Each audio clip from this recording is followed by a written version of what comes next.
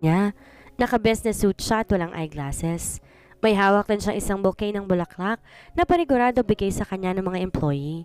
President din ngayon ang mga managers, supervisors, mga heads. Hindi talaga ako makapaniwalang siya rin ang nagmamay-ari nito. Ang gwapo ni Sir, no? Tanong ng katabi ko at patuloy pa rin sa pagbati sa kanya. Alam mo ba kung anong kumpanya ang pag-aari niya? Pag-iiba ko ng usapan. Tanong ko kaya agad din naman tong nakasagot. Sa tingin ko nasa 3. Yun kasi narinig ko sa iba eh. Grabe no? Bata-bata niyang tingnan tapos ang successful ng career niya. All in one talaga si Sir Zach. Puri niya sa kanya.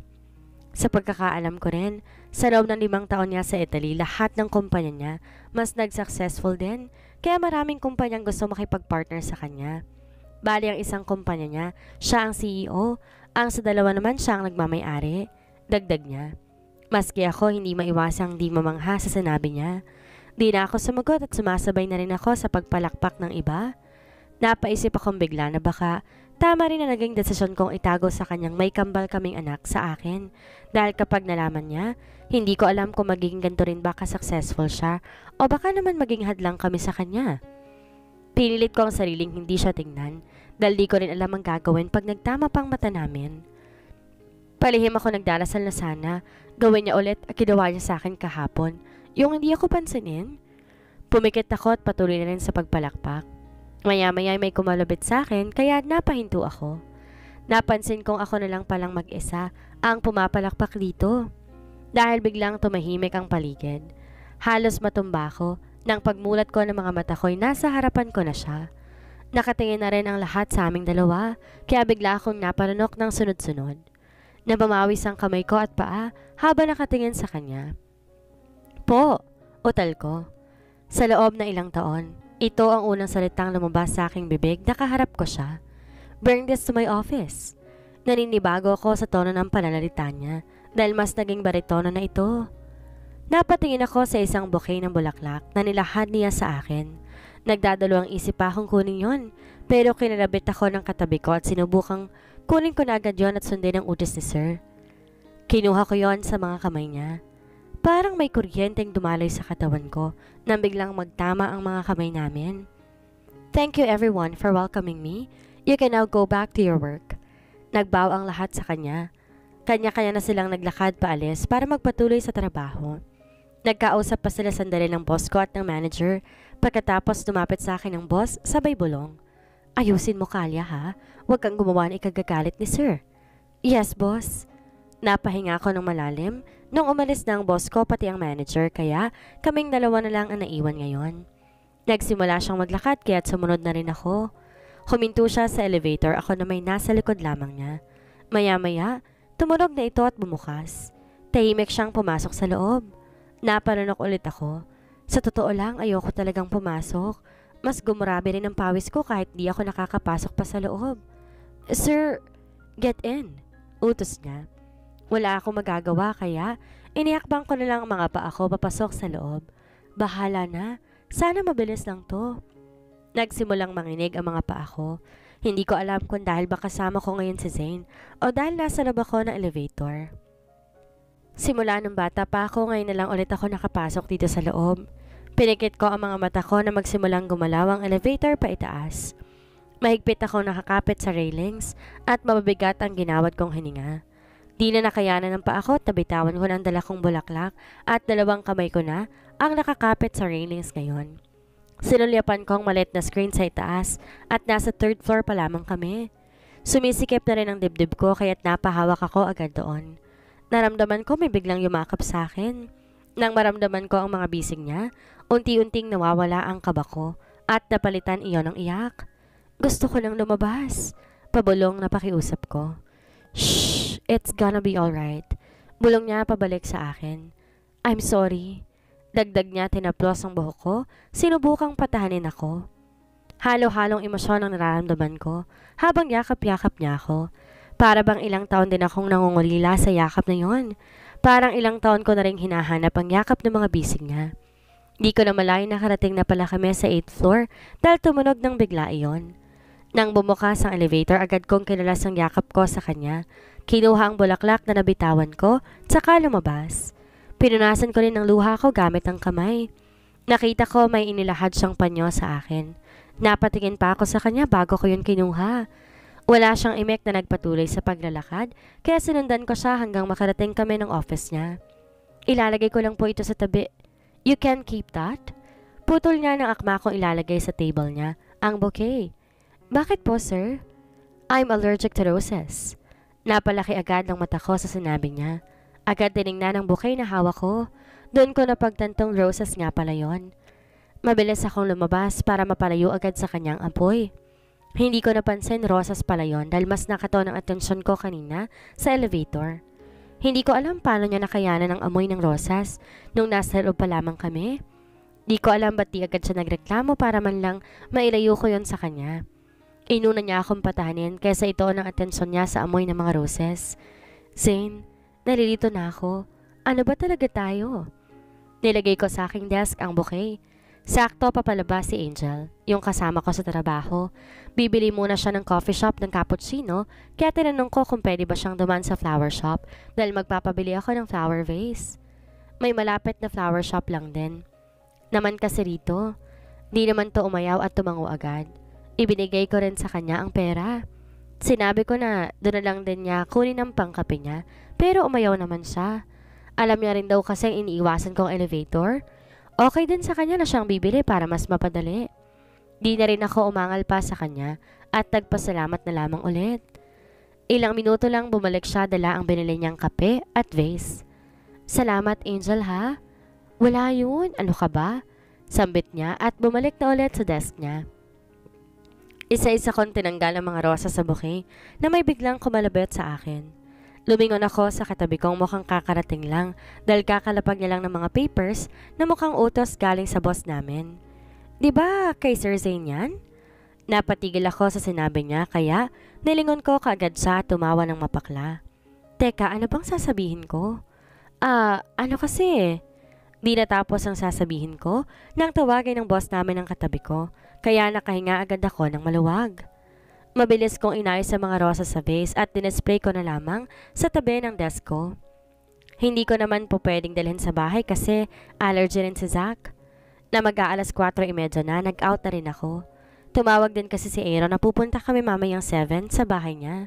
Birthday niya pala ngayon. Dumaan muna ako ng store para bilhan siya ng regalo. Nakalimutan ko, birthday niya pala. Naku! Pagdating ko ng bahay, agad akong sinilubong ng yakap ni Zach at Sarina. At nagmano. Pagkatapos ay bumalik na siya sa panonood ng Detective Conan. Habang si Zarina naman agad na nag-drawing. Birthday ngayon ni Tito Ash. Sasama ba kayo?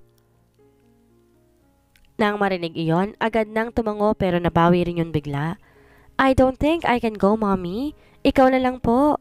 Me too, Mommy. Why? May problema ba? Maaga kami sa school bukas, Mommy. Baka sobrang gabi na naman tayo makauwi niyan pag sasama pa kami.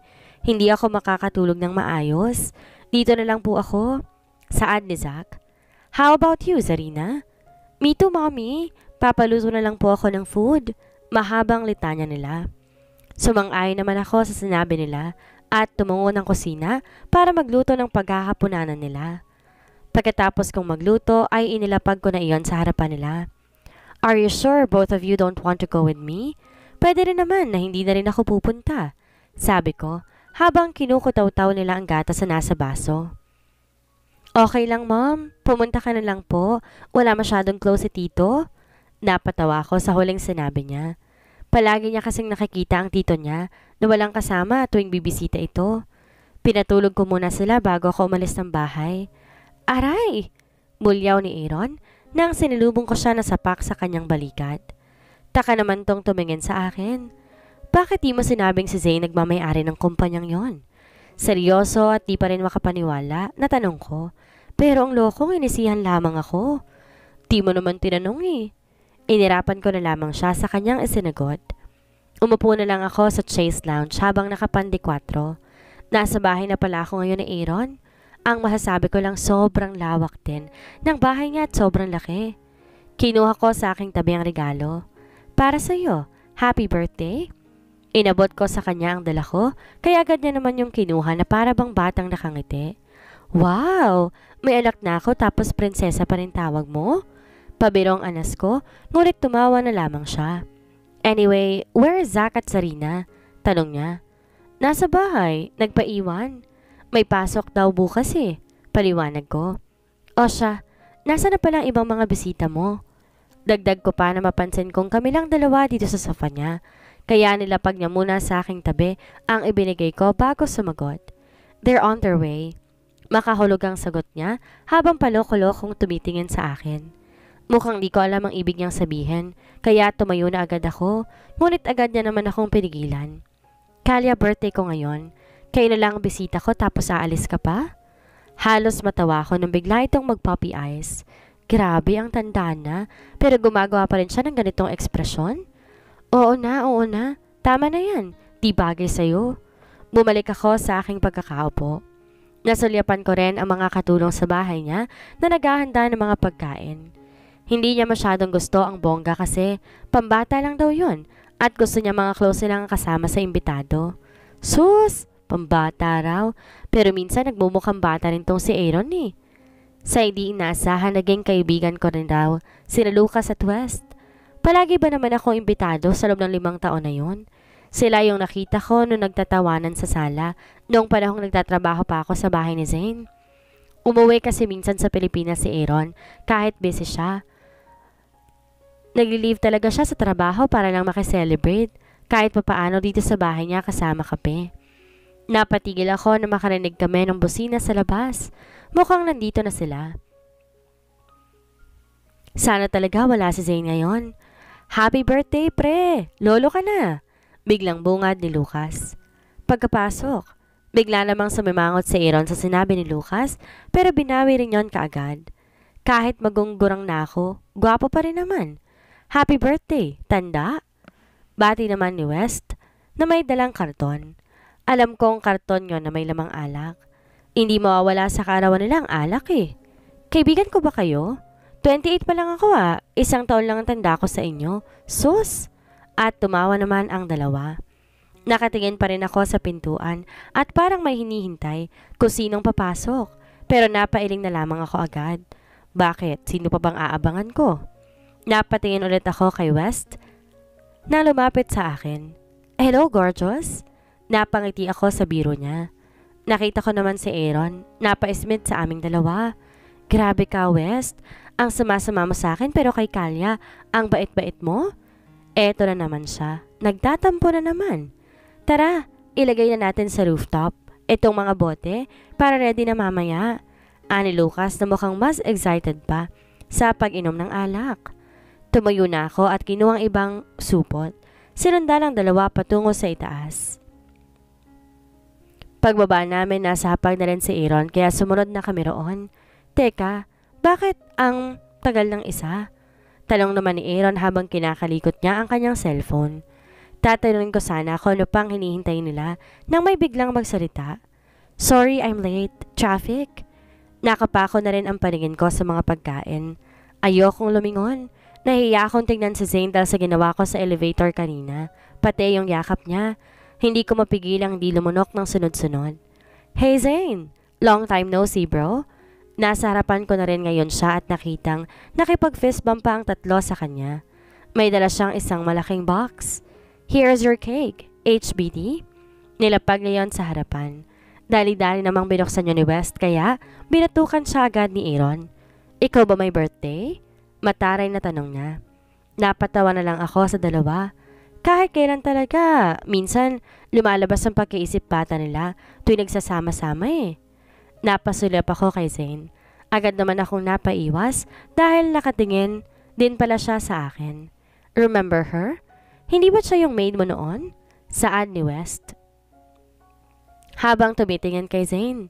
Sa pagkakataong to, gusto kong batukan si West dahil pinapaalala niya pa. Bakit ka nga pala umalis noon, Cal? Dagdag niya at tumingin sa akin. Medyo nagulat pa ako nang bigla ang tanong ni West. Walang kaide-ideya sina West at Lucas sa totoong nangyari noon. Nagkatingin na naman kaagad.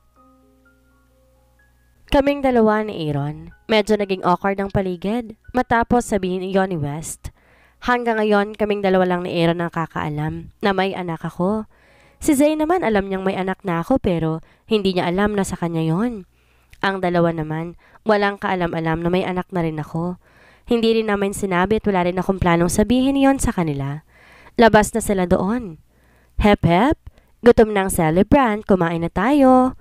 Singit naman agad ni Aaron para mawala ang tensyon sa paligid. Umupo na kami at tinarap ko ngayon si Zane na naging tahimik na din simula pa kanina. Pilit kong pinipigilan ang panginig ko habang kumakain. Maski pag-slice ng karne sa plato ko, parang nawawalan ako ng lakas. Hindi ko rin magawang lulokay ng maayos ang kinakain ko dahil medyo nadidistract ako dahil nasa harapan ko siya. Sa loob ng ilang taon, ito ang pangalawang pagkakataon na nakasama ko siya habang kumakain. Gusto kong umalis muna sa pagkakaupo ko para naman lumanghap ng hangin dahil nawawala na rin ako ng hininga tuwing nakakaharap ko siya. Hindi ko alam dahil hanggang ngayon malakas pa rin ang presensya niya sa akin. Tiningnan ko ang tatlo. Nagkwentuhan pa sila kaya nakinig lang ako at minsan sumasabay sa pagtatawa nila. Pagkatapos namin kumain, tumungo na kami sa rooftop. Bigla lumapit sa akin si Aaron at tinapik pa ang balikat ko at saka ngumiti. Napatingin ako sa kanya hanggang tumigil ako sa pagtitig sa mga mata niya. Para bang may mga sinasabi to pero hindi ko pa rin maunawaan. Bakit siya nandito? Bulong na tanong ko kay Aaron habang tinutukoy ko si Zane. Nang matauhan ako sa sinabi ko, para bang gusto ko na ring sapuhin ang noo ko? Anong klaseng tanong ba yon? Syempre magkaibigan sila. Tinawag na si Aaron ng mga kasama niya kaya nagsimula na siyang maglakad papuntang hagdanan. Hey Kalya, san ka? Tumigil siya sa paglalakad at lumingon sa akin. Susunod lang ako, Aaron. Iinom muna ako ng tubig. Tumango siya sa sinabi ko at nagpatuloy ulit siyang naglakad pa itaas. Nanginginig pa rin ang kamay kong nagsaring ng tubig sa baso. Uminom ako ng tubig para kumalma ako kahit papaano. Maya-maya, sumunod na rin ako papuntang rooftop. Nakaawang lang ang labi ko na makita ang kabuuan. Ngayon lang din kasi ako nakapunta dito sa rooftop nila. Ang ganda ng mga lights.